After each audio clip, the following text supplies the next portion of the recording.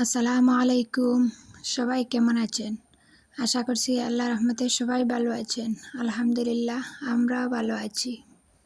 শুক্রবার বিকেলবেলা গিয়েছিলাম বাবার বাড়ি, আর রবিবার বিকেলবেলা বাড়িতে চলে এসেছি।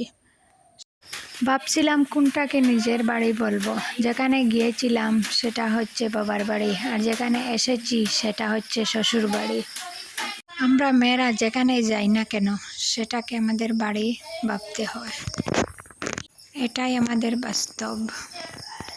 ভিডিওটা অনেক আগে দেওয়ার কথা ছিল, মাঝখানে আসলে সময় পাইনি ভিডিও দেওয়ার জন্য, তো আজকে ভিডিওটা আপলোড দিয়ে দিচ্ছি।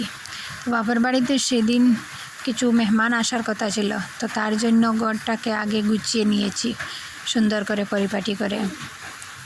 আমি সবসময় এরকম করি যে মেহমান আসার কথা শুনলে আগে আমি ঘরটা গুছিয়ে নিই। আমি ঘর বাড়ি গুছাচ্ছিলাম আর ভাবি আর মা মিলে নাস্তা পানির আয়োজন করছে। আসলে তারা বলেছে যে ভাত খাবে না, তো তাদের জন্য চা নাস্তার আয়োজন করা হচ্ছে। আব্বা বলেছিলেন যে তারা কি করে খালি মুখে যাবে, তো তাদের জন্য পোলাও, চিকেন বুনা আর তার সাথে চানা বুনাও রেডি করা হয়েছিল।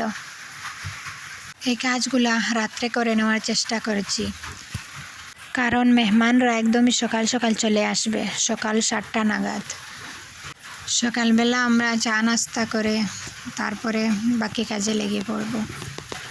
আসলে এত কাজের মধ্যে যে ডিটেলসে আপনাদেরকে সব কিছু দেখাবো তা পারছিলাম না, তো একদম রেডি করে তারপরে দেখিয়ে দিচ্ছি যে কী রেডি করা হয়েছিল। আরও অনেক কিছু ছিল কিন্তু পরে আর ভিডিওতে দেখাতে পারি নাই। এই ট্রেগুলো বাদ দিয়ে আরও 2-3 ট্রে সাথে ছিল, কিন্তু এগুলো দেখাতে একদম ভুলে গিয়েছিলাম ভিডিওতে। রাত্রে ঘরটাও গুছিয়ে নিয়েছিলাম, তো তার কারণে একটু হালকা লাগছিল, না হলে সব মিলিয়ে হিমশিম খেয়ে যেতাম। আর তার সাথে ছিল বাচ্চারা, আমার বোনের ছেলে মেয়ে, আমার ছেলে মেয়ে, ভাইয়ের মেয়ে। বুঝতেই তো পারছেন বাচ্চারা একসাথে হলে কি হতে পারে। তাদেরকে বিদায় দিয়ে তারপরে বাসনপত্র যা বেরিয়েছিল তা পরিষ্কার করা হয়ে গেছে। আমি একটু তাড়াহুড়া করেছিলাম কারণ আমার ছেলের টিউশনই ছিল 3:30টায়, তো তার কারণে চলেও এসেছি সময় মতো। আমার আজকের ভিডিওটা যদি আপনাদের কাছে ভালো লেগে যায় প্লিজ একটা লাইক দিতে ভুলবেন না।